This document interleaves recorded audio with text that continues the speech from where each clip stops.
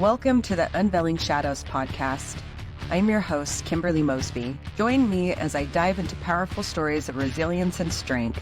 In each episode, I sit down with guests who have faced similar journeys of coercive control, financial manipulation, and personal invasion. Together, we uncover the shadows, share our experiences, and inspire others to reclaim their lives. Tune in, listen, and be a part of the community that stands tall against the forces that seek to control us.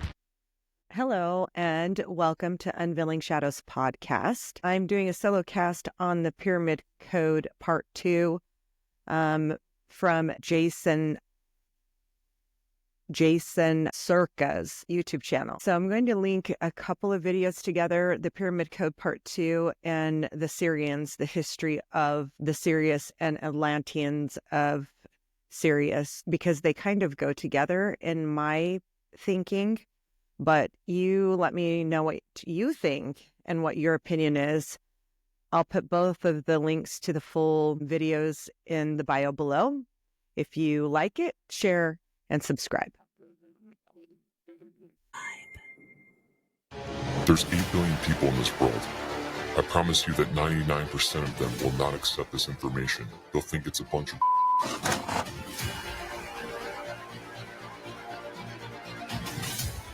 What do you think the codes will do once shared?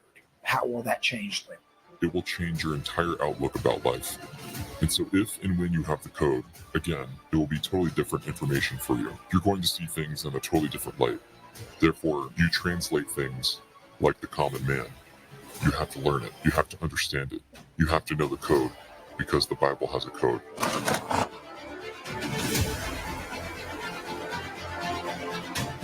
Ask yourself, why are they hiding the fact there are UFOs? Why is it such a big secret? Everybody knows. Anybody with half a brain will know that they're hiding it for a reason. Everybody knows UFOs exist. You have to be a moron to think that you're a speck in the universe and that there's only life here. Why are they hiding it? Because they're using free energy. Hey, you ever seen a wealthy person or a wealthy family or a jet owner? Like, I got a jet, I'm sorry, You ever done that, seen that, and wondered, what would they? That's what I said. Free energy has always been here from the magnetic pull of the universe. Pyramid star. It is a spiritual, known as the spiritual star. At the pyramid star, something is going on there. I don't know what. That brings you to the 10th dimension. There's nobody alive that I know today that can reach the 10th dimension.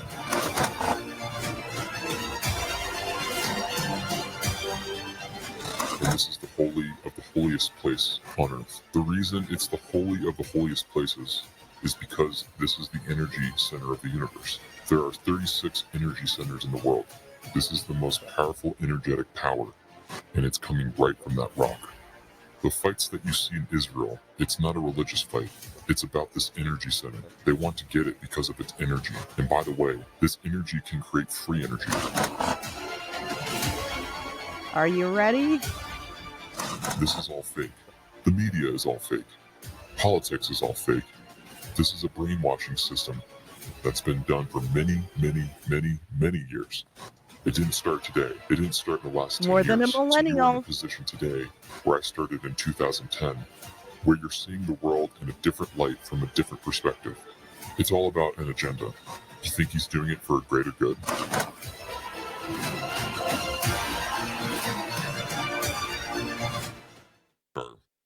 Let's name names. You wanted names, so I'll give you names. You have the Rothschilds, the Rockefellers, the Morgans. All of those wonderful families who are basically running the show, and they have puppets like Bill Gates and Elon Musk and George Soros who are on the front. You will never see a Rothschild in the front on TV giving interviews. It's always those puppets, very rich puppets. They're billionaires. But the real rulers are the Medicis, the Rockefellers, the Rothschilds. These are the real rulers. And they run the show, and they happen to be trillionaires, not billionaires. In terms of the technology back then, how it was actually implemented to the pyramids themselves, because again, there are a lot of claims in the document about crazy things that the pyramids can do. Forget about just the lasers coming out of the apex communicating with other planets and staying in constant communication, but actual flight with lights coming out of it, lasers coming out from the bottom. Again, to the common man, we look at the pyramids and we see stone. How is it that stone can suddenly fly, used as a craft? You got to understand, these things sound crazy to the common man. So, and I'm sure you do. That's probably why you're wearing a hood right now. So how does this work? I need to understand more from your personal experience. What is this? What is this technology? How was it implemented into the actual technology back then? Well, a pyramid, any pyramid, is basically a spacecraft. Every single one. Every single one. At that time, everything was made as a spaceship. Every pyramid could levitate and fly and move between planets. EMP and EMLP works on basically the energy. EMP stands for electromagnetic pulse, and EMLP stands for electromagnetic light pulse. And so if you go back and watch some of my other social shorts, you'll see me holding the sphere that is basically spinning on its own with light, and it goes with the magnetic pull of the universe. I can show you again. I can tell you what it's called. And the thought of the person or the entity that operates it.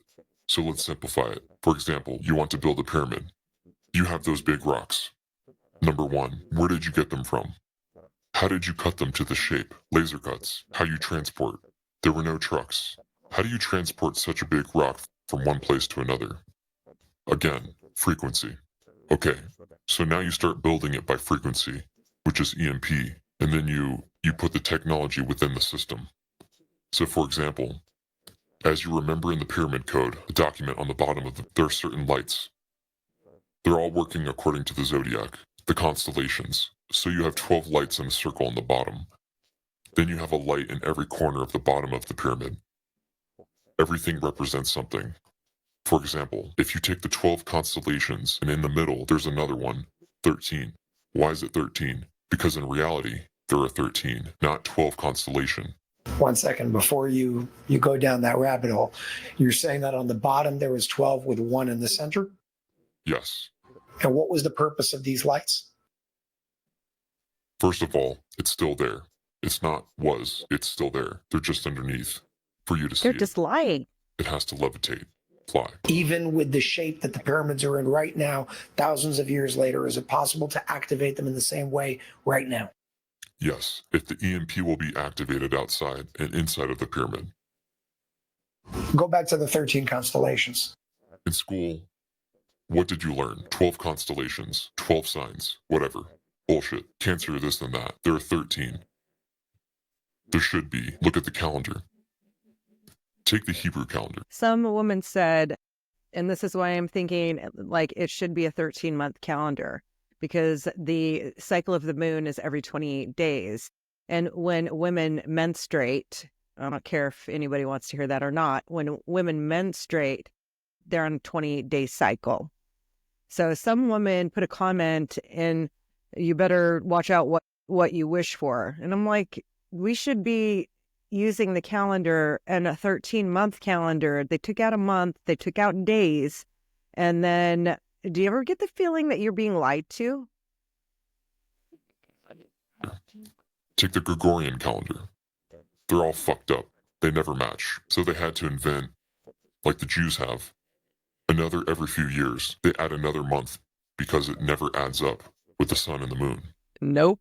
Then on the Gregorian calendar, they add 11 days in the year, 17 something. I don't remember the day. The Pope decided that we have to add 17 days, and then we make every 4th year a leap year. So we're supposed to have 13 months with 28 days each, not 30 or 31. Every month should be 28. But they screwed up. Now, how are you going to fix it? Why LA women aren't going to the gym. Is this your tennis instructor? No, that's my mom. No way. They have to say that everything we How taught are we you going to fix is it? bullshit. Who's going to do that? Now, you have to ask yourself, what is the name of the 13th constellation? Do you know the name? Oh, that's the name. It came from the word Pharaoh. What's O? It's like the house of God. So why is it that we can't see this 13th constellation? How do you want to see the constellation? Explain it to me. Same way we see the other 12 in the sky. Yeah, you see it because they chose to tell you that's what you see. There's more things there that they're not going to show you. There's much more than 13 They're hiding constellations. lots and lots of I'm things. just telling you about that because we're having this conversation. That's why they chose to tell you. They don't want you to know about spaceships. They don't want you to know about levitation. And ask yourself why. Because where is the energy coming from? They know how to harness the energy and make a pyramid fly. Now imagine you had this technology today. Your house, your car, your factories. Free energy, no electricity. Now ask yourself, how many trillion are these son of a bitches collecting every year for electric bills? Yeah, how much? How many trillions are they collecting for fuel charges, which is a poison to the earth? How many trillions? Ask yourself, why are they hiding the fact there are UFOs? Why is it such a big secret?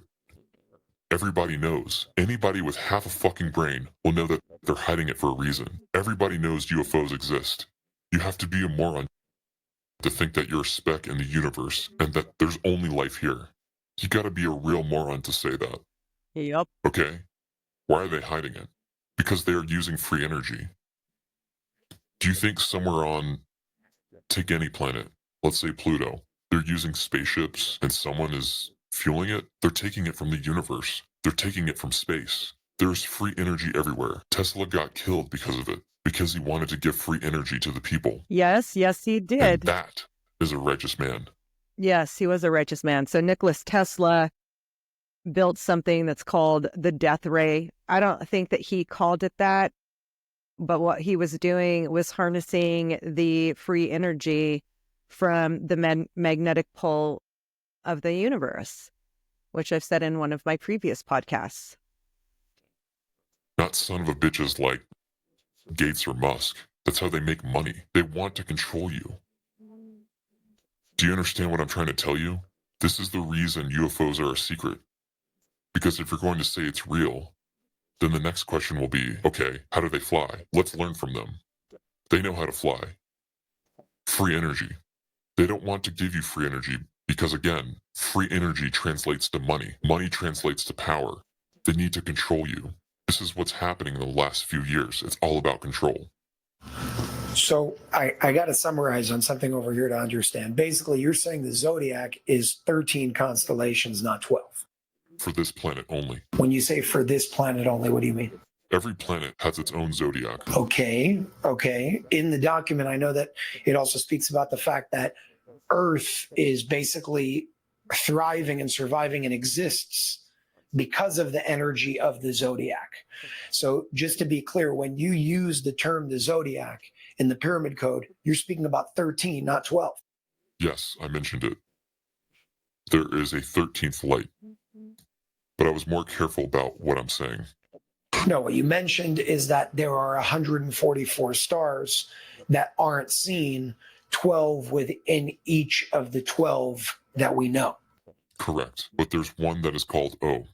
And we could see it with the naked eye? I can. You can. How come? I went through a training. Does it exist in a different dimension? No, but you have to shift to a different dimension to see it. So it exists in a different dimension. No, you have to exist in a different dimension in order to see it. We're saying the same thing. No, it's not the same thing. It's like the Garden of Eden. It's a real place.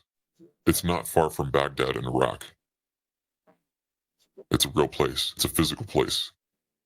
The scriptures speak about it. If you're going to fly over it with a plane, you won't see anything.